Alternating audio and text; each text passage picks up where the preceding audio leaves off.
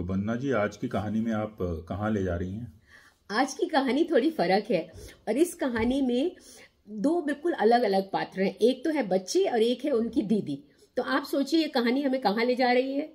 मुझे लगता है कि ये कहानी पढ़कर आपको बिल्कुल ऐसा महसूस होगा कि आपके बचपन की याद ताज़ा हो जाएगी, क्योंकि गर्मी की छुट्टियों में आप भी जाती होंगी अपने नाना के घर या दादी के घर। बिल्कुल बिल्कुल। और तो हमारी जो कहानी है वो हमें नानी दादी की जगह पहाड़ों पे छुट्टी बिताने के लिए ले जा रही है। और इसके मेन पात्र कौन से, जरा बताइए तो। देखिए, उसमें 3 बहन भाई हैं। 2 तो छोटे हैं, अगर अभी वो जैसे 8, 10, 12 साल की उम्र के बच्चे हैं। उनको ये उत्सुकता है कि वहाँ उन्हें, क्योंकि उन्होंने अपनी माताजी से और पिताजी से सुना है कि चेरी के पेड़ वहाँ पे हैं, चेरी का बाग है। तो उनको ये उत्सुकता है कि जाकर देखें कि ये चेरी किस चीज़ की है और कैसे हम उसको तोड़ के खाएंगे और कैसे उनको तोड़ेंगे। तो वो बड़े प्रसन्न हैं उसके लिए। और दीदी जो है, दीदी बड़ी है और दीदी के अलग सपने हैं, वो कुछ और ही सोच रही हैं। तो आइए सुने हम ये कहानी चेरी के पेड़ बाय राम कुमार। उम्मीद है आपको पसंद आएगी। शुक्रिया। फाटक पार करते ही जिस ओर सबसे पहले हमारा ध्यान गया वे थे पेड़ों पर लटकते हुए आलूचों से मिलते जुलते किसी फल के गुच्छे। मकान के भीतर घुसने के बदले हम उस ओर दौड़े। कई पेड़ थे जिन पर वह लटक रहे थे, परंतु उछल उछल कर कूदने पर भी किसी के हाथ में एक भी दाना ना आ सका। मैं सबसे लंबा था, लेकिन मेरा हाथ भी उन्हें छूते छूते रह जाता। हमारा शोर सुनकर बड़ी बहन भीतर से आई। ये तोड़ दीजिए, न जाने कौन सा फल है, शायद आलूचे या आलू बुखारा या खुबानी। हम सब चिल्लाने लगे। बहन धीमी चाल से हमारी ओर आने लगी। हमें क्रोध आया कि वह ऐसे मौके पर भागकर क्यों नहीं आती, लेकिन भय था कि कहीं उनसे जल्दी आने के लिए कहें और वे वापस ही लौट जाएं। क्या है ये? उन्होंने ऊपर पेड़ की ओर देखते हुए कहा। शायद आलूचे ही हैं, तोड़ दीजिए जल्दी। कोई जंगली फल है शायद, वे बोली। नहीं नहीं, जंगली नहीं है, हम चिल्लाए। एक तोड़कर मुझे दीजिए ना। हमारी ओर बिना ध्यान दिए वे ऊपर लटकते गुच्छों की ओर देखती रही। फिर एक दाना तोड़ा और उसे घुमा फिराकर देखती रही। पता नहीं क्या है ये, ऐसा फल तो कभी किसी भी पहाड़ पर देखा नहीं। हम उनके आसपास एक दायरा बनाकर खड़े हो गए थे और अब उस एक दाने को लेने के लिए छीना झपटी करने लगे। नहीं, ये खाना नहीं होगा। कौन जानता है इसमें जहर हो तो? पहले माली से पूछेंगे। फिर मेरी ओर देखकर बोली, सुनो, कोई नहीं तोड़ेगा इन्हें। ये कहकर वो फिर धीमी चाल से मकान की ओर चली गई। उनके आदेश का कोई विरोध नहीं कर सकता था, ये सोचकर सब मन मसोस कर रह गए। लेकिन उस शाम सारे बाग में घूम घूम कर हमने उन पेड़ों को गिना। दूसरे पेड़ भी थे, लेकिन उनका महत्व नहीं के बराबर ही था। ये पहला मौका था कि किसी पहाड़ में अपने ही बाग में किसी फल के इतने पेड़ मिले हों। कभी एक आध अलूचे, खुबानी या सेब का पेड़ मिल जाता था, या फिर करीब ही किसी दूसरे मकान में इन पेड़ों को देखकर चुपके से कभी कुछ तोड़ लेते। लेकिन इस बार अपने ही बाग में इतने पेड़, हमारे उत्साह की सीमा नहीं थी। अंदर बहन ने वो दाना पिता के सामने रखकर कहा, पता नहीं कौन सा फल है ये पिताजी, बाग में लगा है। पिता उसे देखते ही बोले, अरे ये तो चेरी है, अभी पकी नहीं। चेरी का नाम सुनते ही हमारा उत्साह और भी बढ़ गया। हमने आज तक चेरी का पेड़ नहीं देखा था और अब अपने ही बाग में 15-20 चेरी के पेड़ हैं, जिन्हें तोड़ने से कोई नहीं रोकेगा, जिन पर पूर्ण रूप से हमारा अधिकार होगा। हम उस एक विषय में इतने मग्न थे कि उस साल कमरों को लेकर झगड़ा नहीं हुआ। हर साल पहले दिन ये समस्या जब सामने आती, कौन सा कमरा किसका होगा, तो हम आपस में झगड़ते थे। हाथापाई भी होती थी और गुस्से में पिता भी एक आध को पीट देते थे। लेकिन इस बार बहन ने जहां जिसका सामान रख दिया, उसका विरोध किसी ने नहीं किया। रात को बहन हमारे कमरे में आई। मैं एक किताब में तस्वीरें देख रहा था। सोया नहीं? नींद नहीं आई। मैं बोला, छोटे भाई बहन सो गए थे। मुझे भी नए घर में पहली रात को नींद नहीं आती। वे खिड़की के पास जाकर खड़ी हो गई। खिड़की बंद थी, लेकिन एक शीशा टूटा हुआ था जिसमें से वह बाहर झांकने लगी। 2 महीने पूर्व जब से उनकी सगाई हुई है, बहुत चुप चुप सी रहने लगी थी। अगले जाड़ों में उनका विवाह हो जाएगा। उनके विवाह की कल्पना से ही हमारा उत्साह बढ़ जाता, लेकिन विवाह के बाद वे इस घर में नहीं रहेंगी ये सोचकर दुख भी होता। ये देखो, उन्होंने धीमे स्वर में कहा। क्या है? इधर आओ ना। खिड़की से अपना चेहरा सटाए ही वे बोली। मैं उनके पास जाकर खड़ा हो गया। खिड़की के दूसरे शीशे से बाहर देखा, लेकिन अंधेरे में सामने वाला पहाड़ के अतिरिक्त और कुछ भी दिखाई नहीं दिया। उन्होंने धीरे से खिड़की की चिटकनी खोली और अपना सिर बाहर निकाल लिया। क्या है? मैंने बेसब्री से पूछा। वो देखो, कितने तारे चिटके हुए हैं। मुझे बहुत निराशा हुई। मैं सोच रहा था कि शायद उन्होंने कोई जंगली जानवर देखा हो। तारे तो सब जगह दिखाई देते हैं, मैंने खींच कर कहा। तारे इतने पास कभी दिखाई नहीं देते। लगता है जैसे हाथ ऊपर उठाते ही हम उन्हें छू लेंगे। मैंने फिर आकाश की ओर देखा। मुझे भी लगा जैसे तारे बहुत नीचे उतर आए हों। पहाड़ों पर तारे नजदीक ही दिखाई देते हैं, हम ऊंचाई पर आ जाते हैं ना, इसीलिए। नहीं, ये बात नहीं है। पिछले साल मसूरी में भी वे इतने पास कभी दिखाई नहीं दिए। नैनीताल में मुझे इस विषय में अधिक दिलचस्पी नहीं थी। मैंने कहीं पढ़ा था कि यहाँ तारे बहुत पास दिखाई देते हैं, वे बोली। खुली खिड़की से ठंडी हवा भीतर आ रही थी। मैं अपनी चारपाई पर आ गया और लिहाफ से अपना शरीर ढक लिया।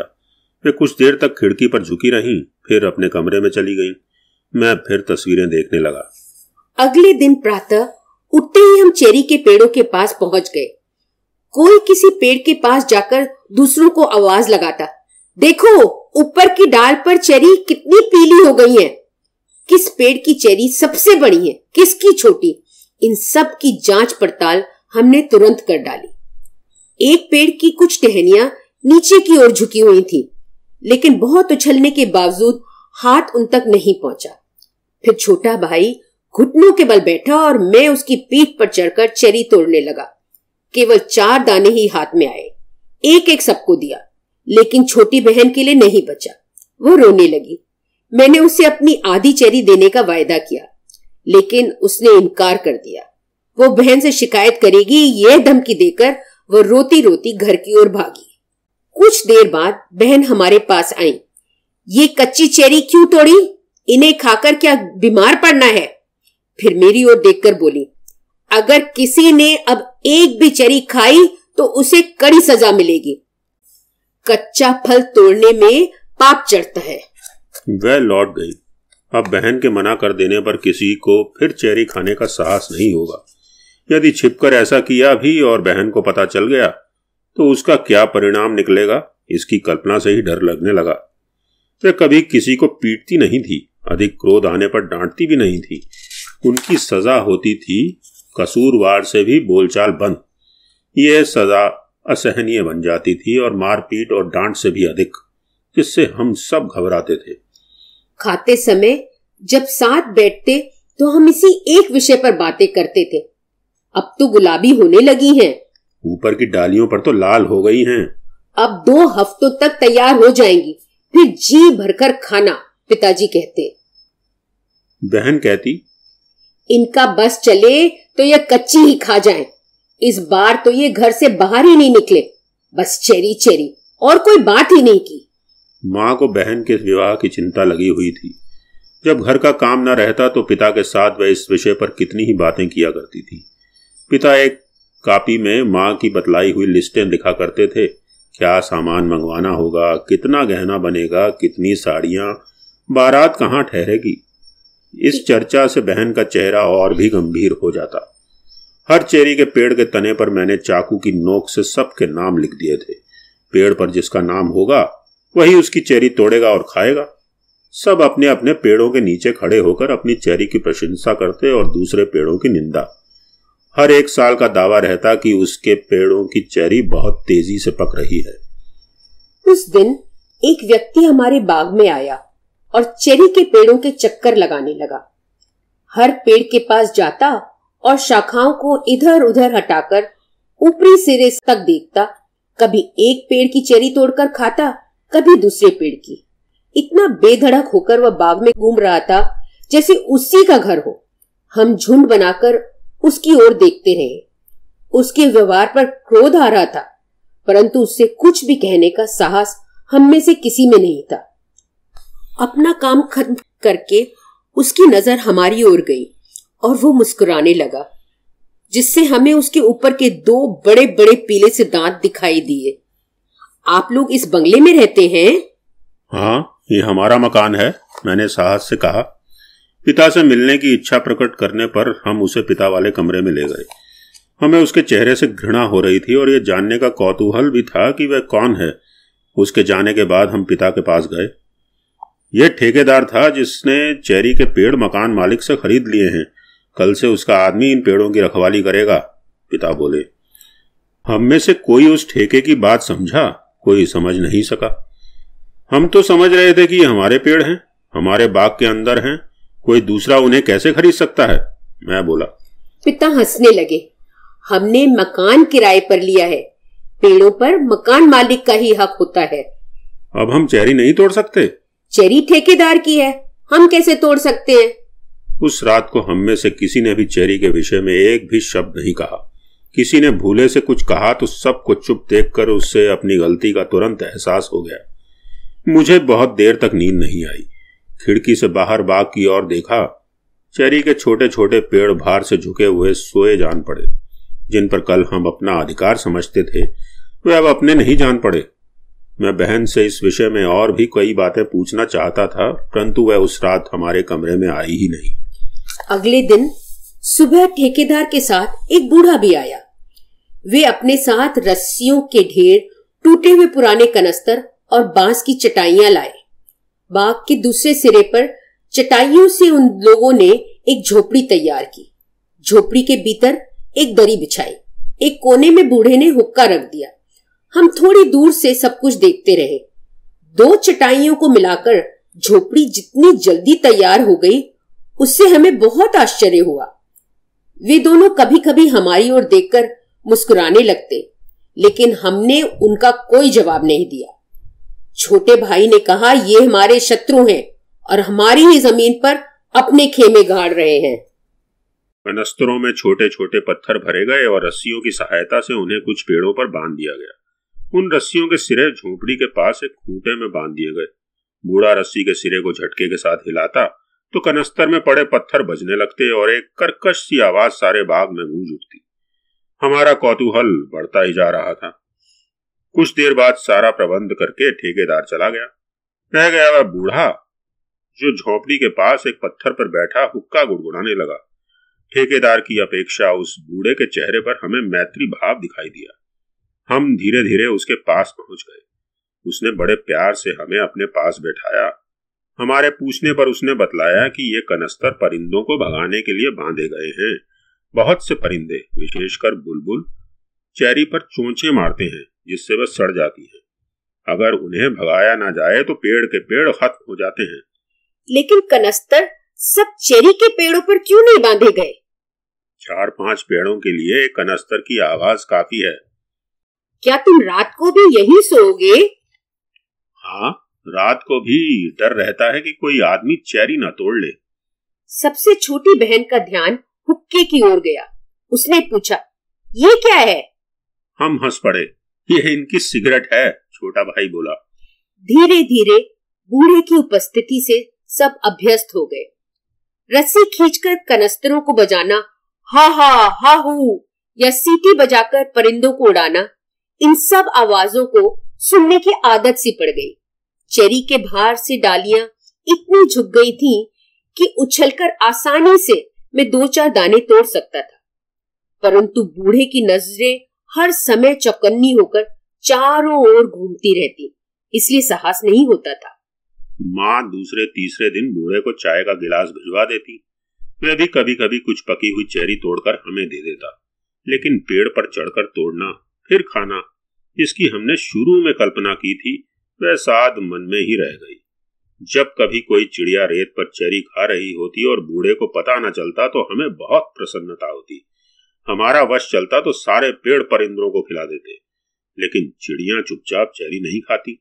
1-2 दाने खाकर जब वह दूसरी डाल पर उड़ती तो बूढ़े को पता चल जाता और वह रस्सी खींचकर कनस्तर बजा देता। बहन दिन भर किसी पेड़ के नीचे कुर्सी बिछाकर हम में से किसी का पुलोवर बुनती रहती। इस साल गर्मियों की छुट्टियों में उन्होंने किसी किताब को हाथ तक नहीं लगाया, नहीं तो हर बार वो अपने कोर्स की कोई किताब पढ़ती रहती थी।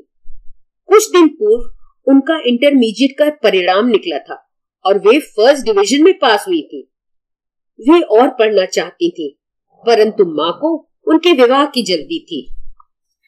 हमारे घर से थोड़ी दूर एक चश्मा बहता था जहां हम दूसरे तीसरे दिन नहाने चले जाते थे।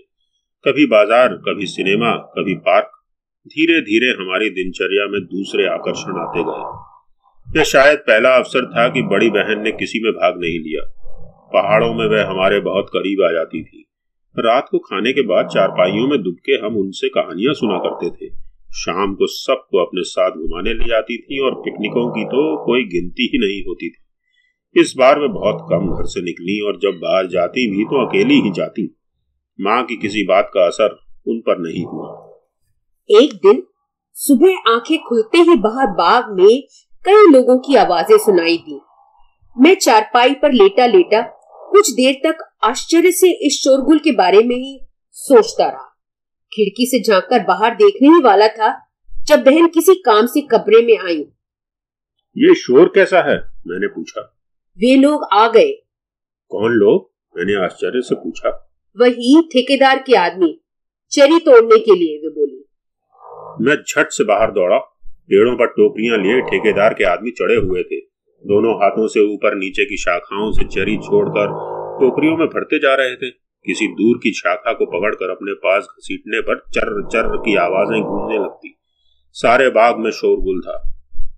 हम धीरे धीरे बाग के चक्कर लगाने लगे। हर पेड़ के पास कुछ देर तक खड़े रहकर ऊपर चढ़े आदमी को देखते। लग रहा था जैसे आज हमारी पराजय का अंतिम दिन हो। हर पेड़ के नीचे काफी चेरी गिरी हुई थी। छोटी बहन ने लपक कर एक गुच्छा उठा लिया तो भाई ने उसके हाथ से छीन कर फेंक दिया। जानते नहीं कि बहन ने क्या कहा है? कोई एक भी चेरी मुंह में नहीं रखेगा। झोंपड़ी के पास ठेकेदार अन्य 4-5 व्यक्तियों के साथ चुन चुन कर चेरी एक पेटी में रख रहा था। उसके पास ही कई खाली पेटियां पड़ी थी और दरी पर दिखाई दिया तोड़ी हुई चेरियों का ढेर। वे सब बहुत तेजी से काम कर रहे थे। हमें खड़े देखकर ठेकेदार ने एक एक मुट्ठी चेरी हम सबको देनी चाहिए, लेकिन हमने इनकार कर दिया। हम लोग बाग में ही घूमते रहे। घर में कहीं बाहर जाने की इच्छा ही नहीं हुई। चेरी के पेड़ धीरे धीरे खाली हुए जा रहे थे। उस दिन कनस्तर बजाने की जरूरत ही नहीं पड़ी।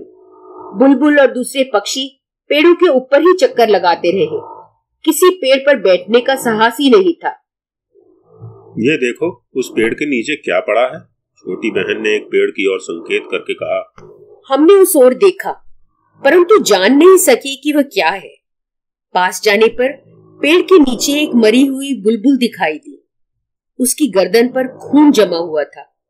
हम कुछ देर तक चुपचाप देखते रहे। मैंने उसका पांव पकड़कर हिलाया, लेकिन उसमें जान बाकी नहीं बची थी। ये कैसे मर गई? किसी ने इसकी गर्दन पर पत्थर मारा है। इन्हीं लोगों ने मारा होगा। तभी कोई बुलबुल पेड़ पर नहीं बैठ रही थी। हमने ठेकेदार और उसके आदमियों को जी भर कर गालियां दी। उन लोगों पर पहले ही बहुत क्रोध आ रहा था। अब बुलबुल की हत्या देखकर तो उनसे बदला लेने की भावना बहुत तीव्र हो उठी। कितनी ही योजनाएं बनाई, परंतु हर बार कोई कमी उसमें नजर आ जाती, जिससे उसे अधूरा ही छोड़ देना पड़ता। फिर ये सोचकर कि यदि वह बुलबुल यहीं पड़ी रही तो कोई बिल्ली या कुत्ता इसे खा जाएगा, हमने पास ही एक गड्ढा खोदा और उसमें बुलबुल को लिटाकर ऊपर से मिट्टी डाल दी। उस दिन बड़ी बहन ने बाग में पैर तक नहीं रखा। उन्होंने न मरी हुई बुलबुल देखी, न पेड़ों से चेरी का टूटना। उन्हें पेड़ों से फल तोड़ना अच्छा नहीं लगता। फूल, पौधों और फलों में भी जान होती है। उन्हें तोड़ना भी उतना ही बुरा है जितना किसी जानवर को मारना, वे हमसे कहा करती थी। वे लोग शाम को बहुत देर तक चेरी तोड़ते रहे। फिर एक लारी रुकी जिसमें सब पेटियां लाद दी गईं और वे सब चले गए। बाग में अचानक सन्नाटा हो गया। रह गए केवल चेरी के नंगे पेड़, जिन पर एक भी चेरी दिखाई नहीं देती थी। हवा तेज थी और रह रहकर पेड़ों की शाखाएं हिल उठती थी, जैसे आखिरी सांसें ले रही हों। नीचे बिखरी हुई थी अनगिनत पत्तियां और कुछ डालियां जो चेरी तोड़ते वक्त नीचे गिर गई थी। शाम हमें बहुत सूनी सूनी सी लगी और पेड़ों से डर सा लगने लगा। खाते वक्त हम दिन भर की घटनाओं की चर्चा करते रहे।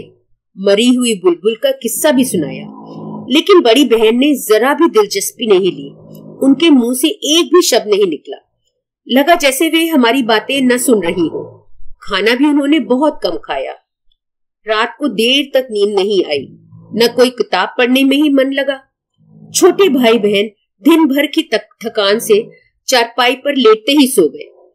थकान से मेरा शरीर भी टूट रहा था, लेकिन बहुत कोशिश करने पर भी नींद नहीं आ सकी। कुछ देर बाद मैं खिड़की के पास जाकर खड़ा हो गया। अचानक आकाश में बहुत से तारे एक साथ चमक उठे। तारे यहाँ सचमुच बहुत करीब दिखाई देते हैं। क्यों? केवल 6000 फीट ही तो ऊंचा ये स्थान है और तारे तो मीलों दूर हैं। फिर इतने पास कैसे दिखाई देते हैं? मैं सोचने लगा।